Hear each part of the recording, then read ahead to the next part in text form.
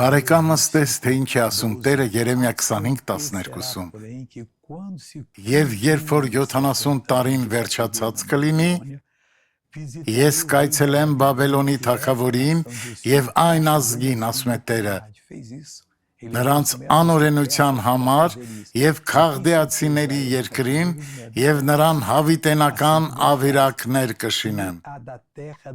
Տերը կատարեց իր խոսքը, նա Իսրայելին ազատություն բերեց մարերի եւ պարսիկների միջոցով։ Տիրոջ գործերը հրաշալի են։ Դիտենք հետեւյալ վկայությունը։ Ինչից էիք տառապում։ Արթրոզից։ Այո։ Դժվար եք քայլում։ Այո։ Հիմա բուժված եք։ Այո։ Տվեք հենակները, տեսնենք ինչպես էիք քայլում նախկինում։ Այդպես եք քայլում։ Այո։ Իսկ հիմա հենակները մի կողմ դրեք ու քայլեք։ Տեսեք ժողովուրդ։ Տեսեք ինչպես է քայլում առանց հենակների։ Փառք ասում։ Տեսեք մեր Տերն ինչ է արել։ Փառք Տիրոջը։ Աղոթենք։ Հայր, ես օրհնում եմ այս մարդկանց եւ հրամայում, որ ամեն հիվանդություն, տառապանք,